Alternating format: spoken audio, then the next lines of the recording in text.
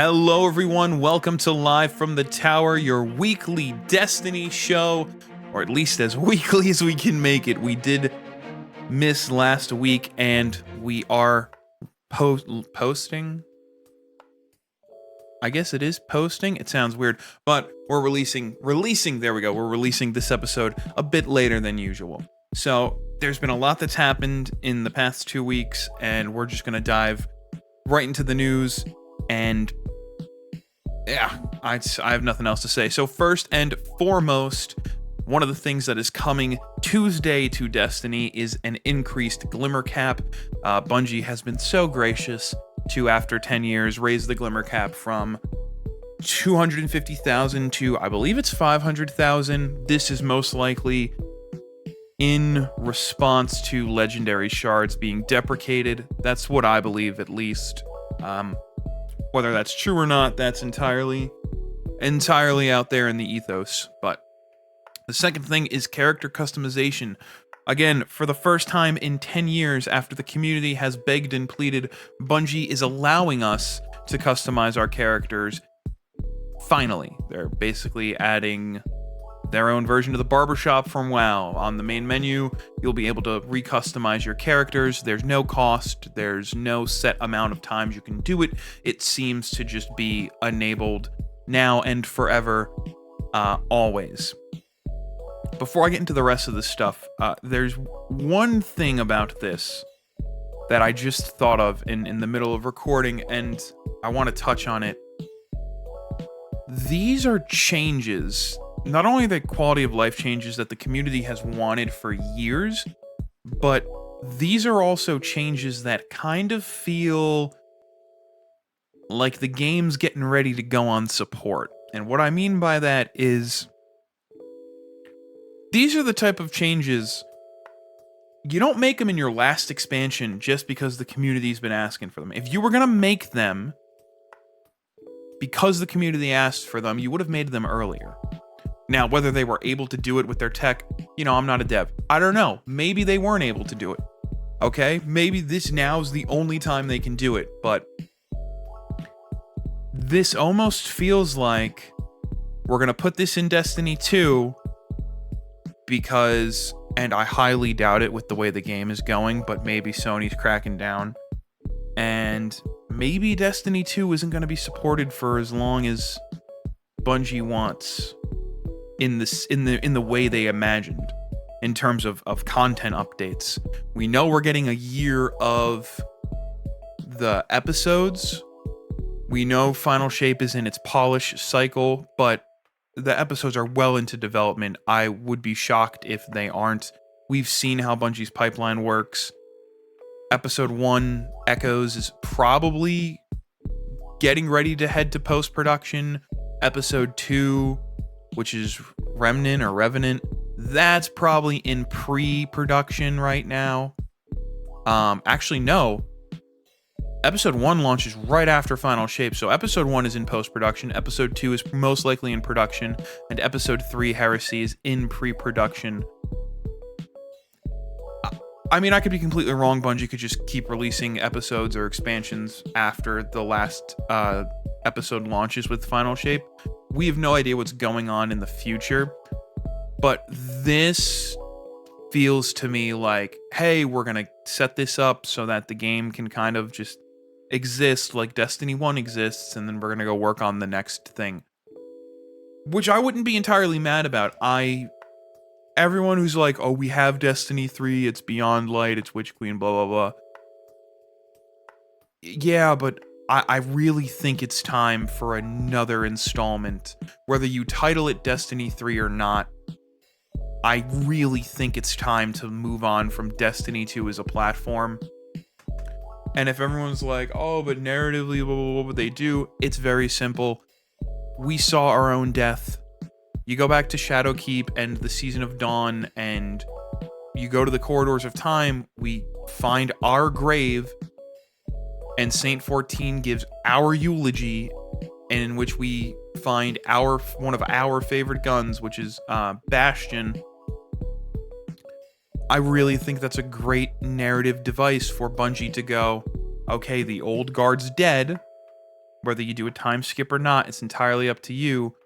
All right, the old guard's dead. All of these new lights have been coming in, which they've been actually setting up in the lore. If you've been paying attention, there are characters that are constantly referencing that new lights keep popping up. Funnily enough, they all keep popping up in old Russia, but it's in the world building of the game, so I really think it's a good opportunity for Bungie to go, okay, the old guard's gone. Now it's time for, and they could do a more single player focused. When I say single player focused, I don't mean getting rid of any of the multiplayer. Have it, set up the same way, but the narrative's a bit more single player focused. It's a bit more closed and narrow, and it's really okay. Like this is your character. You're gonna play out your character, and then after the campaign, that's when the multiplayer opens up. That's when the raids and the dungeons and the strike, and all that stuff. But that's just, I got my cat sitting over there. But that's just my personal opinion. But I digress. So let's jump into the next thing. Bungie did the new Festival of the Lost costume vote, and once again, the community kind of fumbles, and they fumble hard. I haven't seen this posted anywhere, but supposedly everyone's taking this as the Hunters and Warlocks are getting one set and the Titans are getting a second set, depending how they voted. I reread the TWABs. There's no actual confirmation of that. But it was a wizard set, and there was a good wizard set and a bad wizard set. The good wizard set was blue and gold, and it had a lot of like arcane embroidery. It looked very nice. And the bad wizard set was gray and brown with some red tinges and fringes and scraped up on the sides and stuff. It didn't look bad, but compared to the blue good wizard set, it looked lacking. And lo and behold, the Hunters all voted for the evil set. The Warlocks voted for the evil set. I didn't. I voted for the good set, because the good set was way more wizard-like than the evil set, just saying. And the Titans voted for the good wizard set. So if they do split this the way everybody thinks they are, the Titans will get the good set, and the Warlocks and the Hunters will get the evil set. Someone did point out over on Reddit that the evil Hunter set its chest piece is a model that's been used for almost every Hunter chest piece, and it was quite funny to see that. But I'm reading my notes here. You keep seeing me glance down. But that's not coming until we get Festival of the Lost out in October, so it's a long ways away. What isn't a long ways away is our next couple of topics, which are showing up next week, this Tuesday. Hello, kitty. What are you doing? So, Tuesday we get what's called as Riven's Wishes. Now, there's no narrative content as far as Bungie has said, but what it is for 6 weeks, Mara will have a new quest for us each week, in which we have to do, in their words, high-risk objectives in the Dreaming City, such as legendary lost sectors and the Shattered Throne dungeon. Get out of here. It's a little interruption. Don't worry about it. The Shattered Throne dungeon, most likely Last Wish. And each week we will be able to choose our reward upon completion of the quest. So the reward pools, there's 3 different pools. We get our choice of a Last Wish red border weapon. We get our choice of any exotic from Lightfall. And we get, we get the choice at a chance of the 2 holiday mementos that they launched this year, the one for Halloween and the one for Christmas, as well as Ascendant materials, which would be exotic ciphers, Ascendant shards, Ascendant alloys. So it's not bad. It's very interesting. They said high risk. My first thought was, so I can't wait to hear a lot of casual players complain about it. And I was a bit concerned of how much I'd be able to actually do, because let's all be honest, I'm not the best Destiny player, and I own that full stop. But one of the things that I remembered is LFG is in the game. So this is a way for people to use LFG to get their dungeons done, to get their raids done, to get any high risk activities, Ascendant Planes, Legend Lost Sectors, all that good stuff. So it's not entirely impossible for players to do it. So that's also coming next week, on top of Moments of Triumph. And I believe there's 30 triumphs. You only need 26 to get the seal. And they said if you've been doing a lot of stuff over the year, you'll get a bunch of them triumphs right away, just like in the past. And it'll help you get to the 26 you need for the title more. Great. Love it. We got some new rewards. There's a new ghost shell, which looks very cool. It reminds me of some of Dominus Gall's kind of geometry.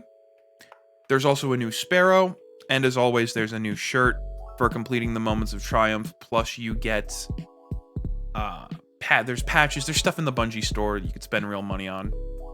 Power to you. I was running a streak of getting the shirts up until last year. Last year was the first time I did not get a Moments of Triumph shirt since year 2 of Destiny 1.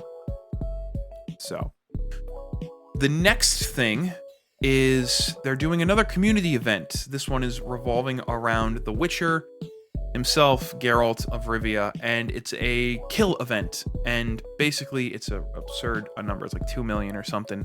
Sword kills. And upon completion, everyone will get a new emblem, which the icon of the emblem is the adventure icon from Destiny 2 Year 1, which were the little side missions you did in between your campaign missions. So it's an orange emblem with a little white sword. It's kind of neat. I don't know how fast the event's going to get completed. Bungie's community events are very finicky. Sometimes they're completed really fast. Sometimes it takes forever, and Bungie has to move the goalpost for us to meet them.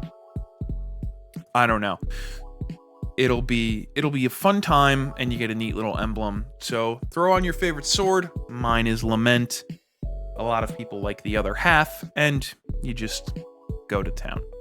Now, the last thing I wanted to talk about is Bungie's employee count. So there were reports coming out towards the end of this past week that stated that Bungie had nearly 1,400 employees. Now, that wasn't 1,400 people working on Destiny, mind you, but it was Bungie having 1,400 employees post this massive layoff.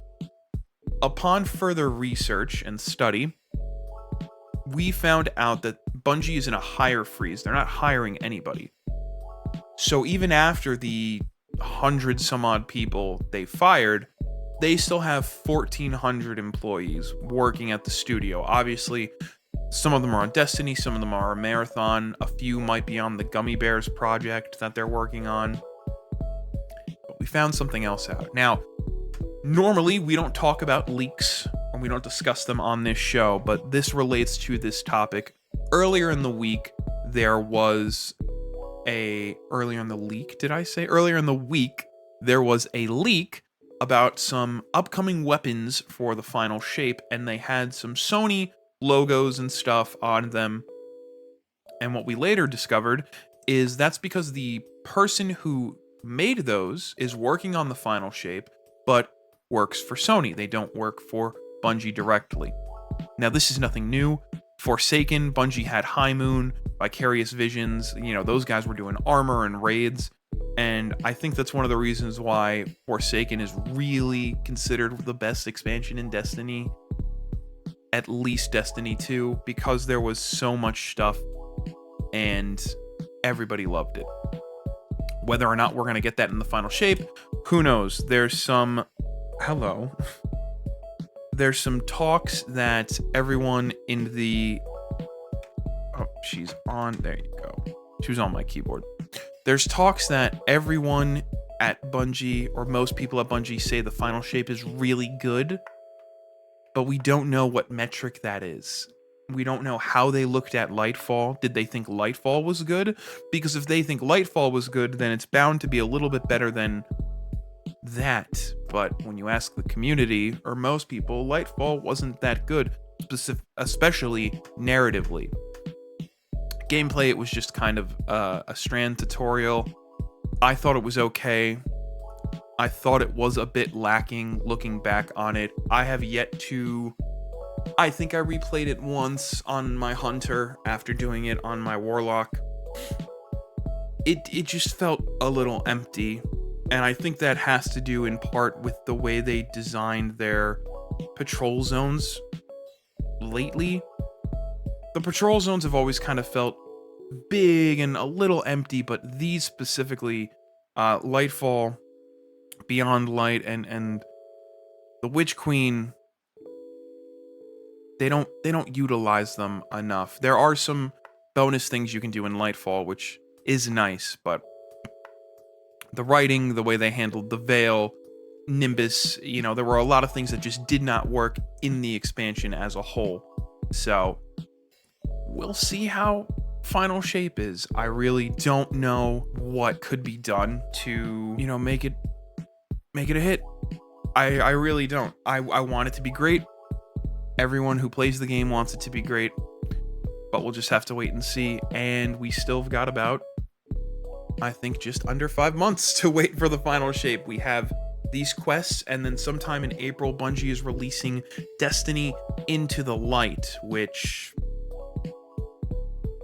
nobody knows what that is.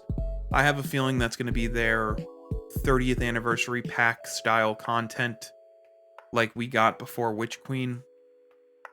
I've said it before, and I'll say it again. I think one of the best things Bungie could do, especially if they're having trouble with revenue, is put Destiny 1 on PC. Not only would you have a new revenue stream, and I'm sure people would complain about buying it again, but if you make it a decent price and you're not charging $70 for it, you'll have a revenue stream, you'll have players back, you can, show Sony that, like, hey, people like this game, but everything's in the hands of the higher-ups, which we know they don't really like to do the things that players like to do. The devs want to, but the higher-ups don't. But there's nothing we can do about it. That's pretty much all there is to talk about this week. I don't really have a big rant. I don't really have a big pain point. It's just a bunch of news that I caught up the past 2 weeks, and we're going to go into Tuesday.